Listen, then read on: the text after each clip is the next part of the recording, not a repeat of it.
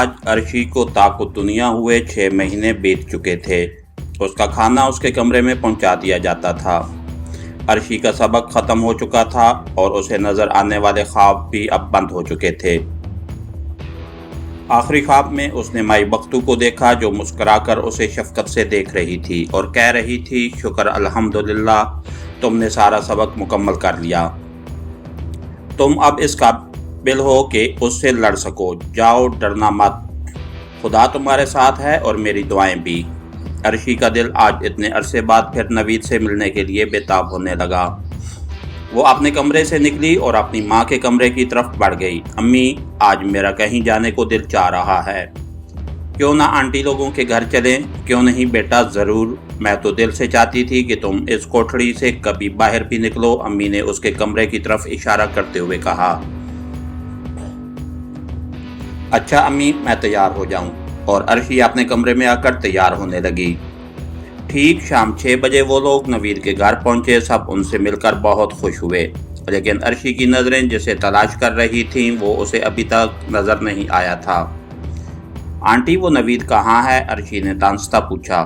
بیٹا، وہ اپنے کمرے میں ہے، سارا دن وہیں قید رہتا ہے۔ ہم تو بہت پریشان ہیں، اس کی وجہ سے تم ذرا جا کر اسے بلا لاؤ، آنٹی نے کہا۔ جی اچھا، اور عرشی اٹھ کھڑی ہوئی۔ نوید کے کمرے کی لائٹ آف تھی۔ عرشی نے دروازے پر ہاتھ رکھا ہی تھا کہ اس کے کان میں مائی بختو کی آواز آئی، پہلے دن کا سبق 3 بار پڑھ کر خود پر پھونک لو، پھر اندر جانا۔ اور عرشی نے جلدی جلدی وہی کھڑے ہو کر پہلے دن کا سبق، جس میں سورۃ الناس اور سورۃ الفلق شامل تھی، 3 مرتبہ پڑھ کر خود پر پھونک لیا اور اللہ کا نام لے کر اندر قدم رکھ دیا۔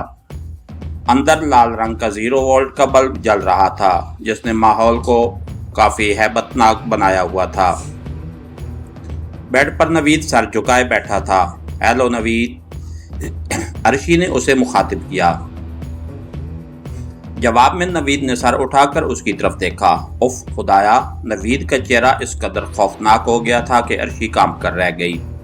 اس کی آنکھیں انگاروں کی طرح دہک رہی تھیں اور وہ عرشی کو قہر برساتی نظروں سے دیکھ رہا تھا۔ تو کیوں آئی ہے یہاں؟ جا، دفع ہو جا، ورنہ بھسم کر دوں گی تجھے، نوید کی بجائے کسی عورت کی گرجدار آواز فضا میں گونجی، جو بظاہر نوید کے منہ سے ہی نکل رہی تھی۔ عرشی نے خوف سے جھرجھری لی۔ کون ہو تم؟ تیری موت! یہ کہتے ہوئے نوید اٹھا اور عرشی کی طرف لپکا۔ اس کے ہاتھ عجیب انداز میں اٹھے اور اس کے چہرے کی ہیبت بگڑ چکی تھی۔ اس کی آنکھوں، ناک اور منہ سے چنگاریاں نکلیں۔ اس سے پہلے کہ وہ عرشی کے قریب پہنچتا، عرشی کے گرد سبز رنگ کا ایک حصار قائم ہو گیا، جس سے ٹکراتے ہی نوید کے منہ سے دلدوز چیخیں خارج ہونے لگیں۔ وہ تکلیف اور اذیت سے کرا رہا تھا۔ عرشی کی زبان سے خود بخود دوسرا سبق ادا ہونے لگا۔ وہ جوں جوں سبق پڑھتی گئی، فضا نوید کی چیخوں سے گونجتی رہی۔ سب سبق پڑھ کر اس نے آخر میں نوید پر پھونک ماری تو نوید کو ایک جھٹکا لگا۔ وہ ساکت ہو گیا اور بیڈ پر گر گیا۔ کمرے میں ٹیوب لائٹ کی روشنی پھیل گئی۔ عرشی نے محبت بھری نظر نوید کے وجود پر ڈالی۔ اس کی آنکھیں بھر آئیں۔ اس نے فوراً دروازہ کھولا اور باہر نکل گئی۔ حیرت انگیز طور پر نیچے سب لوگ پہلے کی طرح ایک دوسرے سے باتیں کرنے میں مشغول تھے، جیسے انہیں کسی چیخ کی آواز ہی نہ آئی ہو۔ عرشی نیچے اتری۔ ابو، وہ ذرا گاڑی کی چابی چاہیے۔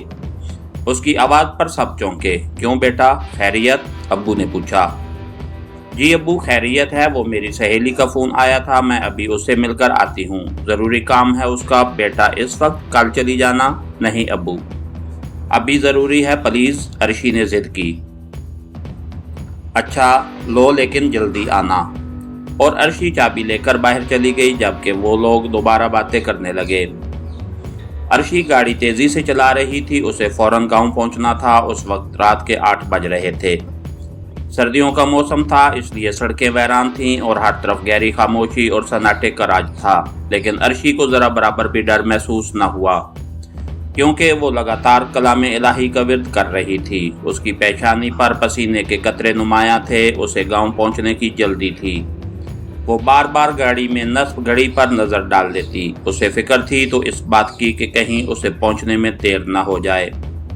وہ گاؤں 9:30 पर पहुंच गई। उसने अपनी जिंदगी की तेज तरीन ड्राइविंग की थी, लेकिन खुदा की मदद से वो सही सलामत गांव पहुंच गई। गांव में हर तरफ घटाटोप अंधेरा था, हर तरफ वीरानी और खामोशी थी। तमाम लोग अपने अपने घरों में बिस्तरों में दुबके हुए थे। अर्शी गाड़ी से उतरी और चलती हुई माई बख्तू की मखसूस जगह पर जा पहुंची, जहां उसकी सफेद चादर तो मौजूद थी, लेकिन माई बख्तू का कहीं नामो निशान तक न था। अर्शी वहां बैठ गई और माई बख्तू का इंतजार करने लगी। उसकी नजरें बदस्तूर कुएं पर मरकूज थीं।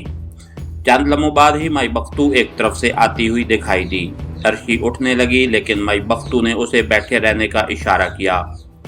उसने सफेद लिबास बेतन कर रखा था, जिससे मशहूर कुन खुशबू उबर रही थी। उसके चेहरे पर हद दर्जा इत्मीनान और सुकून था, और वो एक दिल फरेब मुस्कुराहट के साथ अर्शी को देख रही थी। माई बख्तू के हाथ में वही मखसूस तस्बीह थी। वो आराम से चलती हुई आई और अपनी मखसूस जगह पर बैठ गई। शाबाश बेटा, तुमने पहला इम्तिहान पास कर लिया। अब जाओ और उसे ख़त्म कर दो, उन्होंने कुएं की तरफ इशारा करते हुए कहा। अर्शी उठी और कुएं के करीब जाकर ज़मीन पर बैठ गई। उसके और कुएं के दरमियान अब 10 कदम का फासला था। बरगद का दरख्त अपनी जगह खड़ा लहरा रहा था। रात के इस पैर ये मंजर इंतहाई रूह फरसा था, लेकिन अर्शी इश्क के नशे में डूबी हुई थी। उसे किसी चीज की परवाह नहीं थी। उसने मुंह में कुछ पढ़ा और कुएं और दरख्त पर फूंका। अचानक तेज हवा चलने लगी, हर तरफ मिट्टी के बगोले उड़ने लगे, और देखते ही देखते बरगद का दरख्त और कुआं उस गर्द के बादल की लपेट में आ गया। धुआं छुटा तो एक इंतहाई खूबसूरत लड़की दरख्त के तने से टेक लगाए खड़ी अर्शी को गजबनाक अंदाज से घूर रही थी। इसके साथ ही हमारी आज की एपिसोड का इख्तिताम हुआ। कहानीकार चैनल को लाइक कीजिए, सब्सक्राइब कीजिए और बेल आइकन को प्रेस कर दीजिए, ताकि हर आने वाली नई वीडियो आप तक बर वक्त पहुंच सके। शुक्रिया।